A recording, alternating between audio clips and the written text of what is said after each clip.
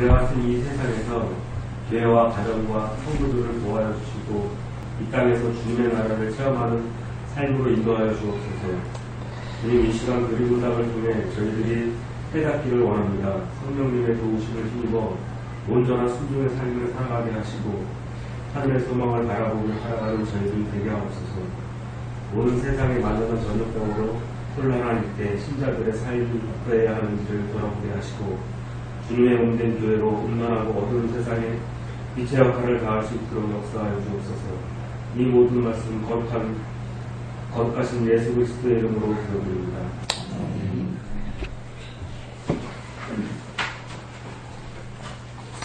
예, 우리 34문답입니다. 오늘은 이제 이 양자 사무심, 자녀 사무심이라는 건데요. 요거 좀 간단하게 하고, 나눔하면 될 것 같습니다. 예, 34문답입니다. 우리 읽고 한번 시작해 보도록 하죠. 자, 자녀 사무심이란 무엇입니까?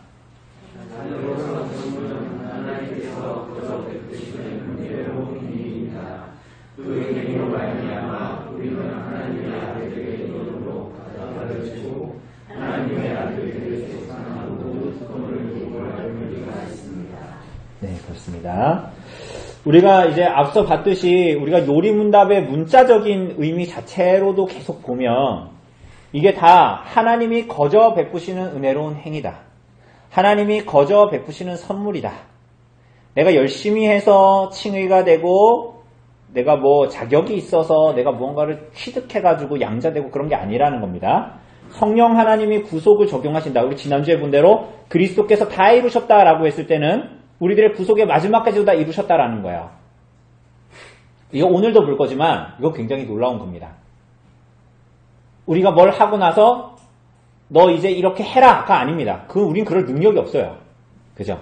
그래서 우리는 그 구속의 시작과 마지막까지도 사실은 궁극적으로 그리스도께서 다 이루신 것을 우리들에게 그 은혜가 우리에게 주어진 겁니다. 그래서 성령 하나님이 구원을 적용해 주시는 적용하심으로 이루어지는 유의마저도 여러분과 저의 어떠함에 주어지지 않습니다.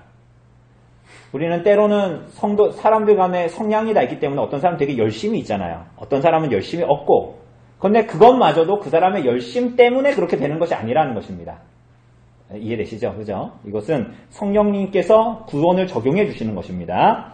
자, 우선은 오늘 보니까 양자 삼으시는 거예요. 자녀 삼으신다라는 거는 양자 되는 거야. 그죠? 그러니까 우리는 양자입니다. 그러니까 그리스도께서 하나님의 아들이시죠. 그죠? 근데 우리도 아들로 부르시는데 그 아들로 부르시면 당연히 그리스도 때문인데 여러분과 제가 하나님에게서 나와서 성부가 낳으셔서 여러분과 제가 하나님의 아들이 된 게 아니잖아요. 우리는 뭐예요? 그리스도로 말미암아 맏아들이신 그리스도로 말미암아 우리는 어떻게 된 거예요? 양자된 겁니다. 그죠? 그 차이가 있습니다. 어쨌거나 근데 중요한 것은 뭐냐면 여러분과 저와 같은 사람이 하나님의 자녀로서의 특권을 얻게 됐습니다. 우리한테는 전혀 어울리지 않는 것입니다. 그죠? 전혀 어울리지 않는. 그런데 어떻게? 하나님의 아들들의 일원으로 교회로 받아들여지고 자녀의 수효, 그러니까 이건 뭐냐면 택자들의 수에 들게 하셨다라는 거야. 택자들의 수에. 그게 이제 양자됨의 중요한 포커스입니다. 자, 칭의와 비교해보면 양자됨은 칭의의 결과입니다. 그러니까 우리가 지난주에 영상으로 보셨지만 칭의, 그죠? 예수 그리스도의 의가 우리들의 의가 되고 칭의의 적극적인 요소와 소극적인 요소 다 하지 않았습니까? 그죠? 그래서 우리가 그리스도께서 우리의 죄를 사해해 주실 뿐만이 아니라 그 더러운 옷을 벗겨 주실 뿐만이 아니라 아무런 하나님 앞에 나아갈 수 있는 의가 없는 자들, 아담이 에덴 동산에서 하나님의 의를 실패한 일, 법에 순종하는 일, 그래서 의를 이루는 일에 실패했잖아요. 그게 여전히 남아있는데 우리들 죄의 값을 제하고 나서도. 그런데 그리스도께서 율법에 순종하심으로 그 의를 우리들에게 어떻게 하셨어요? 옷 입혀 주셨다. 스가랴서 3장 우리가 지난주에 봤잖아요. 그래서 이 양자된다라는 것은 칭의의 결과물이다. 뭐라고요? 양자되면 뭐의 결과물이라고요? 네, 칭의의 칭의의 결과물이 이제 결국 양자됨, 자녀 사무심입니다. 그렇죠? 이건 뭐 사실은 뭐 당연한 거죠. 당연한 건데. 그래서 칭의의 결과물이다. 그래서 칭의는 우리가 얘기했듯이 내면에서 일어나는 변화가 아니라 신분의 변화입니다. 우리가 이따가 볼 거지만 이런 거죠. 어떤 아이가 고아예요. 그런데 제가 그 아이를 우리 집 넷째로 입양했습니다. 그럼 뭐가 변화된 거예요? 그 아이의 신분이 변화된 거죠. 그죠? 근데 그 아이는 여전히 뭐가 있어요? 내가 고아였을 때 버림을 받고 누구도 나를 챙겨주지 않았고 뭐 그런 여러 가지 것들이 자기 안에 있을 거 아닙니까? 그런데 점차로 시간이 지나면서 이 아이는 뭐를 경험하게 됩니까? 내가 누구라는 거? 내가 조성용 이진선 집에 입양된 아이라는 것을 알게 되고 그 집의 가훈과 따름과 이런 것들을 통해서 그가 많은 변화를 경험하게 됩니다. 그죠? 그러니까 어쨌거나 신분의 변화로 말미암아 칭의 자체가 신분의 변화다. 우리가 지난주에 본 대로 내면의 변화가 아니라 그런데 우리가 그렇게 칭의가 된 것은 우리가 매주 예배 때마다 얘기하는 것처럼 죄의 고백, 사죄의 선언 거기서 우리가 다 보는 것처럼 우리들의 의가 아니라 누구의 의 때문인 거예요? 그리스도의 의 때문이다 라는 것을 알게 됩니다.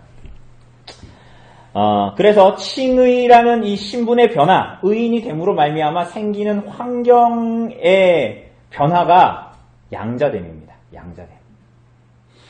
다시 한번 말씀드립니다.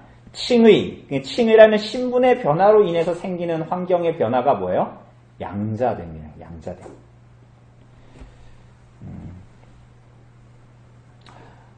그런데 카톨릭은 그렇지 않다고 얘기했죠. 칭의가 법정적인 허구다. 그건 말이 안 되는 거다. 왜? 그 사람에게 의의가 나와야 그가 의인이라고 할 수 있는데 법정적인 칭의가 말이 되냐? 그건 허구다. 카톨릭은 그렇게 얘기했잖아요. 그래서 지난번에도 얘기했듯이 의의가 주입이 돼서 마치 우리 경기 시동 거는 것처럼 윙윙 하다가 확 거는 것처럼 마치 이 물 기른 거 이거 뭡니까? 물 옛날 집에 이거 있잖아요. 마중물을 넣고 막 펌프라 그런 거 그냥 어쨌거나 그것처럼 뭔가 마중물이 예수 그리스도의 의가 마중물이 돼서 미천을 깔아줘서 뭔가 내 안에서 의가 막 이제 일어난다. 그게 이제 한마디로 그러니까 의가 하나의 의인으로 서는 게 내 의와 누구의 의예요? 그리스도의 의의 합장품이다. 이렇게 얘기하는 거잖아요. 그게 이제 카톨릭의 얘기입니다. 그래서 우리가 지난해 얘기했듯이 칭의와 성화가 구별이 안 되는 그렇게 이제 얘기하죠. 자, 그래서 양자됨. 근데 양자됨은 이제 우리 성경이 말하는 양자됨은 칭의로 인한 우리 안에서 나오는 의가 아니라 칭의로 인한 법적 신분의 변화와 관계가 됩니다. 그래서 이 양자라는 변화 때문에 이 중생 성화가 나타납니다. 자, 이게 좀 이상한 얘기죠, 이제. 여기 보면, 그래서 뭐가 나타나냐? 중생, 성화, 이런 일들이 나타납니다. 자, 그러면 이제 저게 좀 약간 이제 이상해지죠. 왜냐하면 우리 이제 이런 생각이 들잖아요. 중생을 했기 때문에 뭐가 되는 거야? 중생이 됐기 때문에 뭐가 되는 거야? 아니, 그러니까 우리는 일반적으로 여러분들은 그렇게 생각 안 하고 제가 괜히 혼란을 주는 건지 모르겠는데 일반적으로 중생을 해야 뭐가 되는 거야? 이렇게 생각을 우리가 흔히 들잖아요. 중생해야 양자가 되는 거지. 거듭나야 양자가 되는 거잖아요. 그런데 아까도 얘기했듯이 이것은 우리들의 시간 안에서 경험하는 겁니다. 이 말이 이상하게 들릴 수 있어요. 그러니까 이런 겁니다. 영원하신 하나님의 뜻 안에서 우리는 택자의 수에 들어가 있는 자들이 구원받는 거예요. 그쵸? 그러니까 그러니까 누구나 다 예수님을 믿게 되는 게 아니죠. 그죠?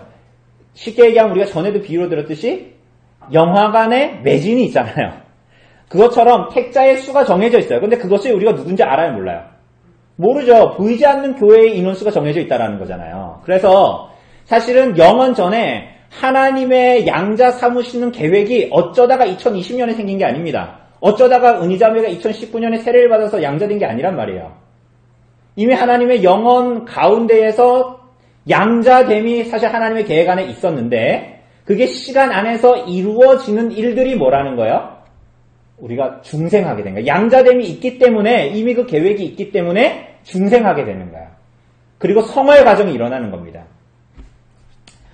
그 시간의 개념 안에서 그러니까 우리는 근데 이제 제가 이걸 괜히 얘기한 것 같은데 그러니까 우리가 시간의 개념을 벗어나면 이렇다라는 거예요. 그러니까 우리는 시간의 개념이 딱딱 이렇게 된다. 근데 이렇게만 자꾸만 생각을 하면 마치 없다가 생긴 것처럼 마치 구원이 없었는데 갑자기 생기는 것처럼 이렇게 생각을 하거든요. 그게 아니에요. 그러니까 오히려 저런 식으로 생각을 하면 우리들의 양자되면 하나님의 영원한 손 안에 있었고 우린 시간에서 그것을 경험하는 거야 라고 생각하면 하나님의 은혜는 우리가 생각하는 것보다 훨씬 더 영원하고 무궁한 사랑이라는 것을 알게 됩니다. 우리 어떤 사랑을 받은 사람입니까? 그런 걸 얘기하는 거예요. 여러분과 저 같은 사람. 여러분이 사람이 될 만해가지고 사랑한 게 아니라는 거예요. 사람이 아니문이다 할 때도 이미 여러분이 하나님의 사랑을 받은 자로 있는 거지. 그리고 우리는 그 시간 안에서 경험하게 되는 것입니다. 그죠? 우리가 지난주에 본 대로 바울이 바울 같아졌을 때 그가 하나님의 자녀가 된 것이 사실은 아니에요. 이미 하나님의 계획 안에 사울은 있었어요. 그가 사울이었을 때와 바울이었을 때가 있었단 말이에요. 자, 그래서 이 법적 신분의 변화, 칭의와 관계된 양자됨은 중생과 성화로 인한 그래서 지배적인 성향, 죄인의 성향이 변화되고 그리고 그의 내면이 양자된 하나님의 자녀들에게만 주어지는 것들이 그 안에 나타나는 이 사역이 양자됨 안에서만 나타나는 거예요. 그죠? 양자가 아닌데 중생을 했다. 이런 일 없는 거예요. 그죠? 그러니까 우리를 지배하고 있는 성향이 바뀌고 우리들의 하나님을 향한 소원이 생기면 이게 벌써 우리들이 하나님의 양자로 부름받았다라는 것을 인증하는 거예요. 중생을 경험했기 때문에 양자됐다라기보다는 제 말이 이해가 되시죠? 좀 어렵나요? 하나님의 영원한 계획 안에 우리를 이미 부르셨다는 거예요. 자, 그런 내용입니다. 그래서 조금 더 얘기하면 아까 얘기한 대로 다시 번복하면 입양되었어요. 우린 고아였는데 시체였는데 하나님의 집에 입양이 됐어요. 그래서 그의 도덕적인 변화 이전에 우리는 이미 신분의 변화가 된 거예요. 그래서 입양된 아이가 이제 조씨 가문의 아이가 된 거예요. 그리고 그 아이는 점점 처음에는 어색하지만 그 집안에 걸맞는 행동을 하면서 살게 되죠. 그 내면에서 발생하는 도덕적인 변화가 생기죠. 그게 뭐예요? 중생과 성화가 되는 거예요. 다시 한번 얘기하지만 후자가 먼저 있어서 자격과 조건을 갖추어서 이 양자되는 게 아닙니다. 우리는 자꾸만 신앙생활을 그렇게 하려고 그러는 거예요. 자꾸 첫째 아들처럼 탕자의 비유는 첫째 아들처럼 자꾸만 하려고 합니다. 너무 그렇지 않습니다. 그런 사람은 누구도 은혜를 경험하지 못합니다. 왜? 삼위 하나님의 영광과 선하심을 보지 못하기 때문에 그렇습니다. 우리는 이렇게 하나님의 자녀로 이제 부름을 받았습니다. 그런데 이 사람들은 하나님의 자녀, 우리가 요리문답에서 문답에 나왔지만 특권에 대한 권리를 갖게 돼요. 특권에 대한 권리. 어떤 권리를 갖게 됩니까? 이거 전에 제가 어떤 글에서 봤는데 여러분 은희자매 집에 제가 놀러 갔습니다. 은희자매 집에. 근데 제가 은희자매 절친인지 아닌지 어떻게 알게 됩니까? 어떤 글에서 그런 걸 봤어요. 프로에서 그런 게 나왔대요. 제가 은희 집에 갔어요. 은희자매가 옆에 사람이 제 3자고 봤을 때 제가 은희자매 절친인지 아닌지 어떻게 아냐? 냉장고를 통해서 알 수 있대요. 은희자매 집에 가서 은희야 이거 먹어도 돼? 라고 물어보면 그냥 친구예요. 근데 집에 막 들어가가지고 띡띡 열려 들어가가지고 열어가지고 아무거나 먹어. 걔가 좋아하는 건지 아껴뒀던 건지 상관없이 먹어. 그럼 뭐예요? 절친이에요. 마치 하나님의 아들 된 권리가 약간 그와 같습니다. 특권, 권리가 이와 같다라고 얘기할 수 있어요. 하나님께서 우리를 그러한 자리로 부르셨다.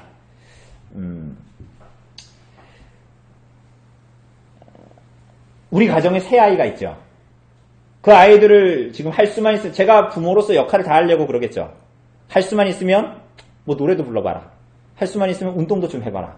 할 수만 있으면은 학업을 열심히 해가지고 성취를 잘 해나가면서 할 수 있도록 제가 격려하기도 하겠죠. 그죠? 그렇게 이제 양육하려고 할 겁니다. 그리고 아이는 부모에게 너무나 당연한 듯이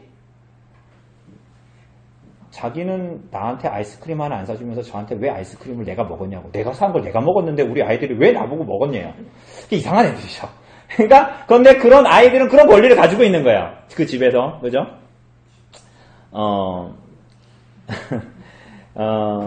그리고 부모도 할 수 있다면 그들의 권리를 다 이제 응답해 주려고 하고, 그렇죠? 그러니까 하나님의 자녀가 되어서 그 모든 특권을 하나님께 요구하고 주님 앞에 나아갈 수 있는 특권을 우리에게 주셨고, 하나님께서는 일반의 부모들도 자식들에게 저처럼 이런 식으로 하려고 하는데, 하나님은 그 하나님의 자녀된 자를 향해서 뭐라고 어떻게 하실까요? 저도 제 입에 안 들어가도, 제 딸기가 제 입에 안 들어가도 우리 아이들이 항상 먹기 전에 딸기 찝어가지고 제 입에 주거든요. 그리고 되게 생색내면서 자기는 거의 다 먹어요, 자기네들끼리. 그리고 남은 거, 끝들을, 빨갛지 않고, 왜, 그런 거, 녹색. 그런 거 절 줘요. 그러면 안 되는데. 근데, 어쨌거나, 제가 그 아이들한테 그런 걸 주려고 하고, 아이들은 마치 그게 뭐 당연한 특권이냐, 막 그러잖아요. 일상의 부모도 그러한데, 우리 하나님이 우리를 양자됨으로 부르고 나서, 하나님은 어떻게 했냐는 거예요. 여러분, 그걸 잘 보면, 하나님이 여러분보다 못할까요? 그렇게 생각할 수 없잖아요. 그러니까 우리는 두려워할 필요가, 오늘 오전의 설교를 통해서도 보면 우리는 두려워할 필요가 없어요. 하나님을 경외하는, 그리고 하나님의 말씀을 따라, 그리고 하나님의 특별 계시 안에서의 일반 은총적인 것들을 바라보면서 판단하고, 결단하고, 분별하면서 살아가면 됩니다. 그리고 하나님에 맡기고. 근데 이 주도권은, 가정에서도 그 주도권은 근데 사실은 누구에게 있어요? 특권을 주장하지만 주도권은 누구에게 있어요? 아이에게 가장 좋은 것과 나쁜 것을 분별하는 주도권은 누구에게 있습니까? 부모에게 있습니다. 그죠? 하나님도 우리들에게 그러신 거죠. 그러니까 아이를 키우는 문제가 나와서, 그렇죠. 이것도 참 역설입니다. 그러니까 우리가 부요한 시대에 우리 아이들을 키울 때 그 아이를 신앙으로 자라는 것은 인강을 통해서 아이들이 신앙인으로 자라지 않습니다. 무슨 얘기냐면, 내가 아무리 성경을 읽어주고 교리적인 것들을 외우게 한다고 해서 그 아이가 신앙인으로 자라지 않아요. 그리고 그 아이가 내가 열심히 신앙인으로 돈을 벌어서 이 아이들에게 하나 먹을 거 2개 먹이고 조금 나쁜 것보다 좋은 걸 먹인다고 해서 이 아이가 신앙인으로 자라지 않습니다. 오히려 이 부모가 이 아이에게 무언가를 제대로 입혀주지 못하고 먹이지 못해도 하나님을 사랑하고 이웃을 사랑하는 일에 헌신함으로 말미암아 그의 일생을 보내서, 그 아이들은 때로는 제대로 먹지 못하고 제대로 입지 못해도 놀랍게도 그 아이들은 신앙을 일생 동안 떠나지 않습니다. 이거 굉장히 역설적인 거야. 오히려 그 부모가 여러 가지 말씀을 가르치고 예배는 빠지면 안 된다 이렇게 해도 그 부모가 실제로 주님을 따르는 신앙의 삶을 보여주지 않으면 그 아이는 사실은 신앙에서 이탈하는 경우가 굉장히 많습니다. 참 이상하지 않아요? 이게 굉장히 역설입니다. 오히려 그 부모 때문에, 야, 내가 목사 집안에 태어나가지고 못 먹고 못 놀고 뭐서 내가 이렇게 어려운 유년 시절을 보냈다 징징거리는 사람은 있어도 절대로 그 아이는 신앙을 떠나지 않아요. 그런데 그것은 하나님이 주시는 복이지만 동시에 그 아이들이 그 부모를 통해서 주님이 누군지를 분명히 알게 되기 때문이에요.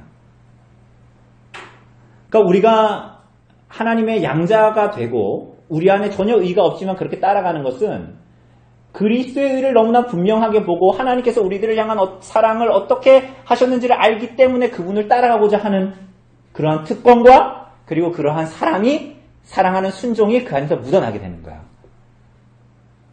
그죠? 이것을 아는 것이 기독교인들의 자녀를 키우는데 너무나 중요합니다.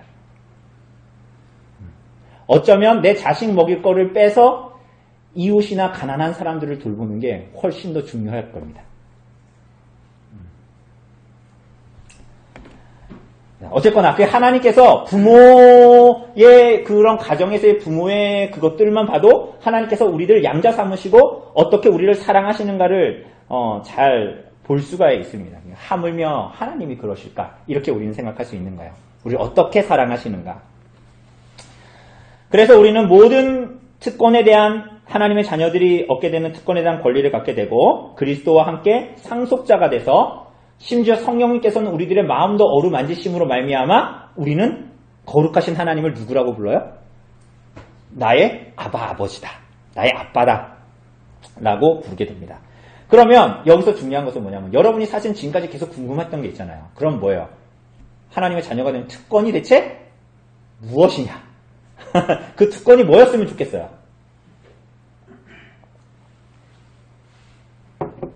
코로나가 이렇게 돌아도 나의 사업은 내가 돈을 버는 것에는 아무런 지장이 없고 그런 거 우리는 특권이다라고 생각이 들잖아요. 그죠? 혹은 죄를 짓는 것도 모른 척 해주고 그게 이제 특권이라고 생각하죠. 왜냐하면 우리는 여전히 죄인이기 때문에. 그러니까 사실은 전도서 기자가 7절에서 10절에서 보여주는 그 표면적인 의미를 우리는 계속 붙들고 싶어 하죠. 먹는 거, 마시는 거, 더 좋은 거, 먹는 거, 마시는 거, 흰 옷을 입고 머리에 향기름을 바르고 그런 걸 훨씬 더 좋아하잖아요. 그 자체적인 의미로 좋아하잖아요. 그죠? 근데 우리가 그게 여전히 우리 안에 죄의 부패야 우리가 죄인임을 명확하게 보여주는 겁니다. 사실은 하나님의 자녀가 되는 특권이라는 것은 의인으로서 그리스도의 의로 의인으로 부름받은 사람으로서 하나님의 자녀다운 삶을 살기를 원하게 된다. 이게 특권입니다. 그러니까 이런 특권을 말하니까 여러분은 별로 표정이 밝지 않잖아요. 그죠? 그런데 하나님 그리스도로 말미암아 우리들이 얻게 되는 특권은 본질적으로 이것입니다. 하나님의 자녀다운 삶을 살기 시작하는 거예요. 그래서 하나님의 자녀가 된 사람들은 하나님이 원하시지 않는 언행과 죄악된 행동들을 미워하기 시작합니다. 그럼 반대로 뭘 하기를 원해요? 하나님의 자녀답게 성장하고 싶은 마음이 우리 안에 들기 시작합니다. 그래서 하나님의 자녀된 의인으로서 어떻게 되는 거예요? 합당한 하나님의 자녀다운 합당한 말을 하고 합당한 행동을 하고 합당한 판단을 하기를 소원하게 됩니다. 그죠? 그리고 그렇게 살려고 노력하게 됩니다. 이게 양자된 자들의 특권입니다. 그래서 하나님의 뜻을 먼저 구하게 되는 것.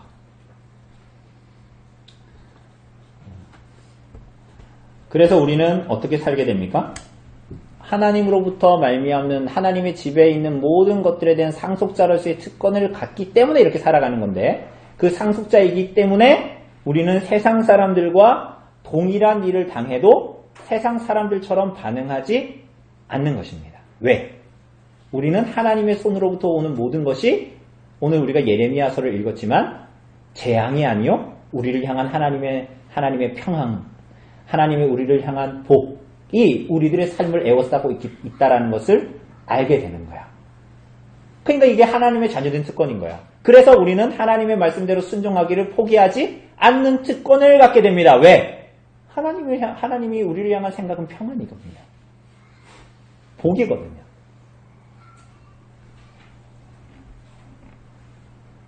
그죠? 이게 양자되지 하나님의 양자된 자들이 아니면 누릴 수 없는 특권입니다. 그리고 때로는 죄를 범할 때 어때요? 야단을 맞습니까? 안 맞습니까? 죄를 범할 때 야단을 맞아요? 안 맞아요? 그런 경험이 없으신가요? 야단을 맞고 하나님께 매를 맞죠? 이것도 다 뭐예요? 특권이에요. 죄를 지으면서 살아가도록 버려두는 것은 옆집애기 때문에 그런 겁니다. 죄를 짓는데 그 아이를 우리 집안에서 가만히 놔두는 건 뭐예요? 그 아이는 내 집 아이가 아니라 사생자이기 때문에 가만히 두는 거지. 그죠? 그렇지만 자식은 어때요? 그 집의 자식은 입양된 아이는 야단을 맞아도 부모에 의해서 쫓겨나거나 버림을 받지는 않지요. 그것도 특권입니다. 칼과 기근과 전염병도 하나님의 자녀들에게는 특권입니다. 모든 좋은 것과 모든 나쁜 것은 하나님의 선하심으로 부름받은 하나님의 자녀들에게 모든 것이 특권입니다. 그 안에는 복이 숨어져 있고 하나님을 경외하도록 우리를 부름받고 이 땅의 삶이 끝이 아니라 죽음 너머의 영원한 생을 향해서 오늘도 소망을 품고 달려가도록 하는 하나님의 자녀들의 특권이 그리스도를 믿는 자들에게는 있습니다. 두려움 없이 당당하게 살게 됩니다. 왜 이런 특권 주실까요? 여러분 왜 이런 특권 주실까요? 왜 양자되는 특권을 주실까요? 로마서 8장 한번 볼까요? 로마서 8장 28절 29절 로마서 8장 28절 29절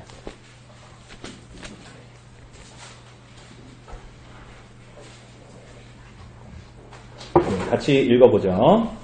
28장 8장 로마서 8장 28절 29절 예, 시작. 우리가 알거니와 하나님의 사랑하는 자 곧 그의 뜻대로 부르심을 입은 자들에게는 모든 것이 합력하여 선을 이루느니라. 하나님이 미리 하신 자들을 또한 그 아들의 형상을 본받게 하기 위하여 미리 정하셨으니 이는 그로 많은 형제 중에서 맏아들이 되게 하려 하십니다. 양자됨의 특권, 이러한 특권들이 우리에게 주어지는 이유가 뭡니까? 우리들의 인생 가운데에 이러한 특권들이 주어지고 이러한 인생을 살아가게 되는 그 근원적인 하나님의 목적이 뭐예요? 하나님의 아들을 본받게 하려 함입니다.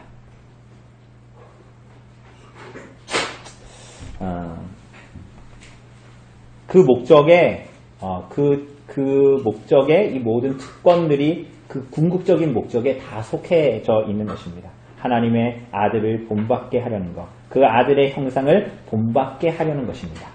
그리스도를 본받게 하려는 것이죠. 그렇기 때문에 요한일서 3장 10절이 말하는 것처럼 요한일서 3장 10절은 이렇게 말하거든요. 이러므로 하나님의 자녀들과 마귀의 자녀들이 드러나나니 무릇 의를 행하지 아니하는 자나 또는 그 형제를 사랑하지 아니하는 자는 하나님께 속하지 아니하니라 이렇게 얘기합니다. 이것을 이해할 수 있겠죠. 그러니까 무슨 얘기예요? 하나님의 자녀라 라고 하면서 같은 죄를 반복하면서 그 죄를 그만두려는 의지를 갖지 않는 자는 자기가 하나님의 자녀인가를 의심해 봐야 되는 거예요. 그러니까 아니다. 내가 이 죄를 지었으니까 나는 하나님의 자녀가 아니다가 아니라 이 똑같은 반복적인 죄들을 끊임없이 후회하지도 않고 돌이키려고 하지도 않는 의지를 갖지도 않으면서 살아가는 것이 과연 하나님의 자녀가 그렇게 살아갈 수 있는가를 말해주는 거예요. 그래서 하나님의 자녀 양자된 특권과 그 궁극적인 목적을 지켜봤을 때 요한일서의 3장의 말씀이 이해가 되는 거예요. 그죠? 그 특권을 누리면서 살아가는가와 긴밀하게 연관이 되는 거죠. 그래서 우리는 야곱과 같이 안전하고 탕자의 비유에 나오는 둘째 아들과 같이 하나님께 받아들여지는 특권을 이제 얻은 사람들로 이 땅을 살아갑니다. 그래서 아까도 얘기했지만 나그네 같은 인생길이고 또 어떻게 보면 세상이 보기에는 거짓골을 하고 살아가는 인생인 것 같지만 그렇지 않습니다. 그래서 우리는 하나님 앞에 받아들여진 자들로 하나님을 경외해서 하나님 앞에 이 땅의 인생을 살아가도 세상이 보는 것과 전혀 개의치 않고 우리는 당당하고 담대하게 하나님 앞에 살아가는 자로 히브리서의 말씀대로 의하면 세상이 감당하지 못하는 자로 이 땅을 살아가는 하나님의 아들들의 담대함의 특권을 얻게 됩니다. 그렇게 살아가는 자로 부름을 받은 자들이 여러분과 저입니다. 여러분과 저의 어떠함에 잇대지 않고 하나님께서 그리스도로 말미암아 우리에게 주신 그 모든 의와 하나님의 선함에 잇대어 우리는 그렇게 살아갑니다. 여러분 자신보다 하나님의 선함과 그분의 살아계심과 그분의 보호와 이끄심이 무엇보다도 확실하고 명확하기 때문에 우리는 그렇게 살아갈 수 있습니다.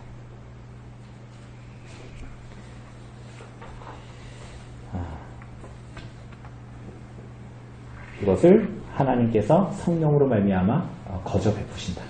그리스도의 구속에 기초하여 그 사랑을 받은 자들이 교회이다. 성도들이다. 이렇게 얘기합니다.